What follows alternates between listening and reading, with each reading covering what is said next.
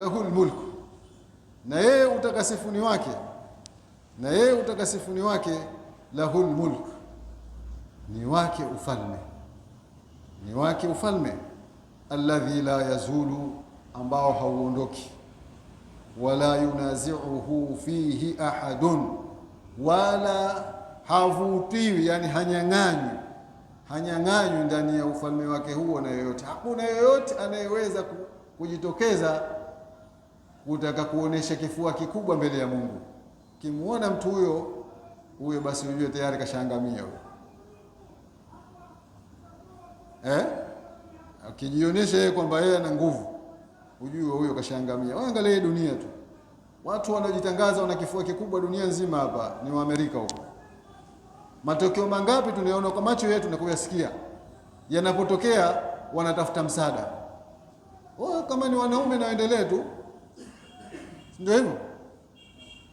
Lakini ni kuonesha kwamba ulimwengu huu ni mmiliki wake ni Mwenyezi Mungu Subhanahu wa Ta'ala peke yake ndio mwenye ufalme wa uhakika.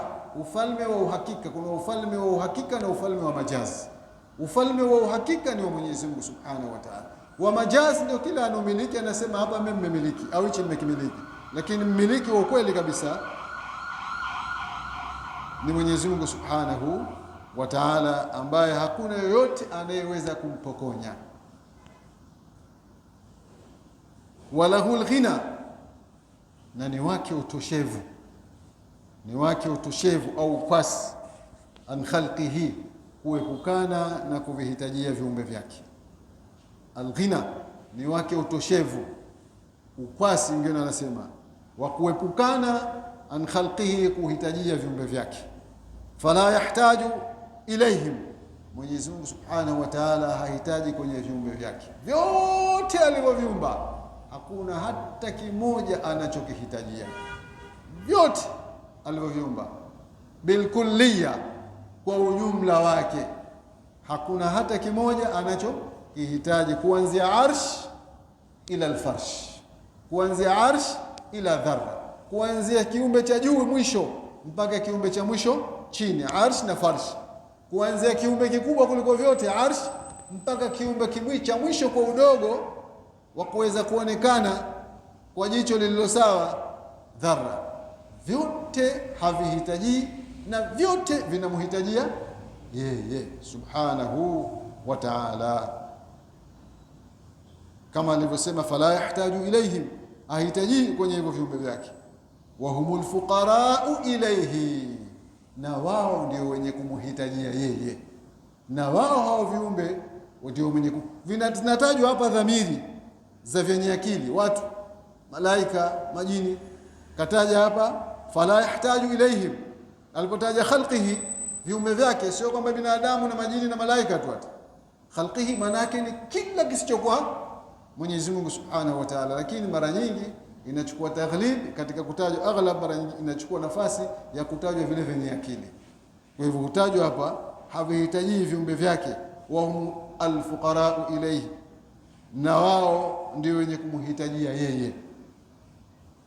Kila kiumbe hakiwezi kujitosheleza, hakuna kiumbe hata kimoja kinachoweza kujitosheleza mwenyewe. Kila kiumbe unachokijua wewe kinamhitajia Mwenyezi Mungu Subhanahu wa Ta'ala, na yeye mwenye ndio maana akaitwa nani? As-Samad. Moja ya sifa zake ni As-Samad, kwa maana kila hahitaji chochote na kila kitu kinamhitajia yeye. Mfano ile Al-Ghani, na kule kwenye aya tunasoma ya ayuhan nas antum alfuqara'u ila Allahi wallahu huwa al-ghaniyul hamid. Enyi watu, antumul fuqara, nyinyi ni wahitaji. Antumul fuqara ila Allah, nyinyi ni wahitaji kwa Mwenyezi Mungu, kwa maana sote vinatajwa vyenye akili na visivyo akili ndio vinaingia moja kwa moja, mimbabi aula, yote kwamba vinamhitajia Mwenyezi Mungu. Wallahu huwa al-ghaniyul hamid, na Mwenyezi Mungu yeye ndiyo mkwasi, kwa maana mwenye kujitosheleza. Al-Hamid, mwenye kusifiwa.